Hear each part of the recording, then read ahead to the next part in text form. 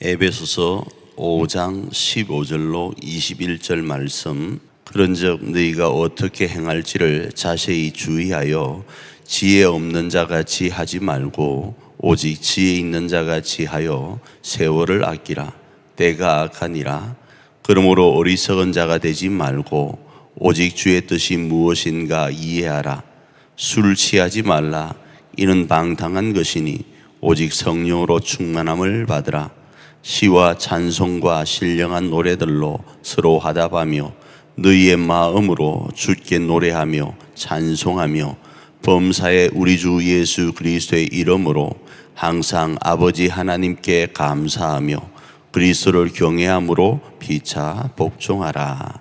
오늘 우리가 읽은 에베소서 5장 15절로 21절의 말씀도 동일하게 본문에서 우리가 번역될 때는 그런즉 이런 말로 번역되지만 또 그러므로로도 번역할 수 있습니다. 왜 그런적이란 단어를 쓰고 있을까요? 그것은 우리가 15절 앞부분에 있었던 내용과 같은 겁니다. 빛은 반드시 드러나는데 그 빛이 반드시 드러난다는 사실을 우리가 인식하지 못할 때가 있습니다. 왜 그렇습니까? 세상 말로 하면 법보다는 주먹이 가까울 때가 있거든요. 하나님의 저 영원한 나라가 우리에게 도래하기까지는 너무 먼 것처럼 느껴지고 하나님도 너무 멀리 느껴질 때가 있거든요. 성경 말씀에서는 빛은 드러난다고 하지만 내 삶에 언제 그 빛이 드러날지를 모르니까 우리가 우왕좌왕할 때가 있습니다. 그러나 빛은 반드시 드러납니다. 그게 15절 앞부분에 있었던 내용이에요. 그러니까 너희들은 어떻게 살아야 되는가? 지혜롭게 살아야 된다는 거예요.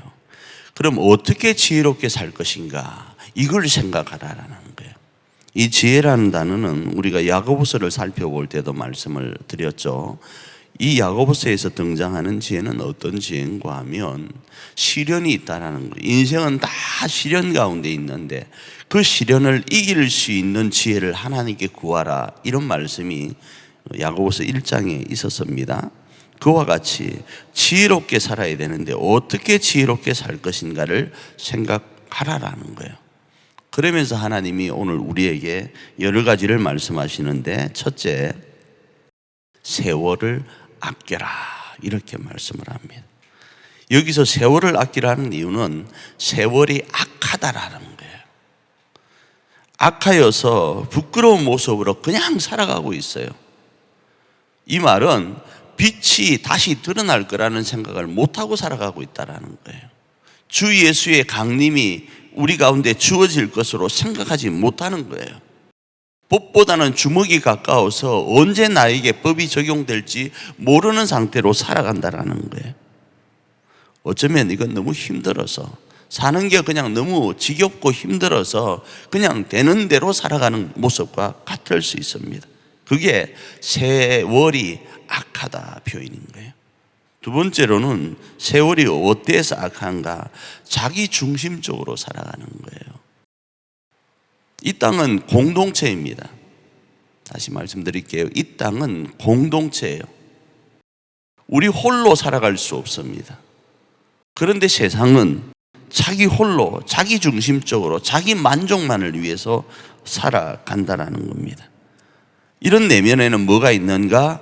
주 예수의 오실 날을 기대하고 고대하지 않기 때문에 이런다라는 거죠. 이것이 세월이 악하기 때문에 세월을 아끼라는 거예요. 근데 이 말이 그래도 언뜻 이해가 되어지지 않을 겁니다. 그래서 이걸 영어 버전으로 보면 모든 기회를 제대로 활용하라, 이렇게 번역할 수 있습니다. 인생에게 주어지는 수만 가지의 순간들을 어떻게 해야 되는가? 주님이 오실 날을 고대하면서 그 일을 행하라는 거예요. 그래서 오늘 하루도 하나님이 우리에게 하루를 연장하여 주셨을 때 이 하루를 감사하면서 주님을 고대하고 대망하는 마음으로 하루를 살아라가 세월을 아끼라라는 뜻입니다. 두 번째로는 그 세월을 아끼고 기회를 제대로 활용할 때 주의 뜻이 무엇인지를 깨달으라 이렇게 말씀을 하고, 그 깨달아가는 상황 속에서 세상에 취하지 말라라는 거예요. 그걸 오늘 본문에서는 술 취하지 말라라고 이야기를 합니다.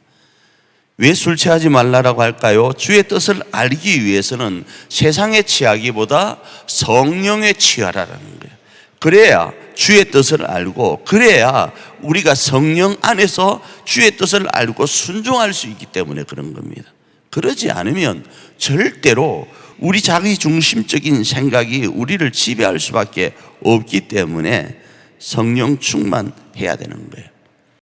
우리 자기 중심적인 이 생각이 우리를 지배하면서 주님이 오실 날을 대망하지 않고 살아가니까, 그러니까 성령 충만하라라는 겁니다. 그 속에서 우리가 조금 전에 제가 공동체라는 말씀을 드린 것처럼, 그날이 가까워오면 올수록 세상은 더 악하여 가게 되는데, 그 악하여 가게 되다 보니까 개인적으로 자기 중심적으로 살아가게 되지 않겠어요? 그러면 도리어 자기가 사는 것처럼 느껴지지만 사는 게 쉽지 않아요. 그래서 그런 말이 있지 않습니까? 빨리 가기를 원하면 혼자 가고 멀리 가기를 원하면 두 사람 이상 가라, 그런 이야기가 있는 것처럼 우리 인생은 공동체로 살아갈 수밖에 없는 상태인데, 그런데 나 중심적으로 자기 중심적으로 살아가면 그렇게 살지를 못하지 않습니까? 그래서 두 사람이 모인 이 공동체를 교회라 그러고, 이 교회의 모습을 세상에 보이는 거예요. 세상은 교회를 통하여서 우리 공동체가 어떻게 살아가야 될지를 배워가게 되는 거예요. 그럴 때 두 사람 이상이 모인 공동체는 그럼 어떻게 해야 되는가? 성령 충만함 속에서 하늘의 언어로 서로 격려하고 응원하고 힘내면서 이 시련 많은 세상을 살아가자, 견디자, 화이팅하자, 이렇게 하라라는 거예요. 그리고 이런 모든 속에서 주어지는 일들에 감사하고, 하나님께 감사하고, 내 삶의 환경과 여건이 비록 어렵다 할지라도 예수 그리스도 이름으로 서로 감사하고 격려하면서 살아가라는 거예요. 그리고 마지막에 오늘 이렇게 말씀합니다. 주 예수 그리스도를 두려워하는 마음으로 이 모든 일을 행하라고요. 왜요? 주님은 반드시 다시 오시니까요. 오늘 하루 우리가 이랬으면 좋겠습니다. 우리가 살아가는 인생의 삶이 녹록지 않지만 그리스도인이고 교회이기 때문에 함께 더불어 살아가야 될 이 세상 앞에서 우리가 하늘의 은혜로 찬송하고 위로하고 격려하면서 세월을 아끼면서 지혜롭게 이 땅을 살아서 하나님의 영광과 기쁨을 드러내고 교회로서의 본분을 감당하여 오늘도 어디로 가야 될지 모르는 이 세상 앞에 길이 되고 빛이 되는 그런 저와 여러분 되기를 축복합니다.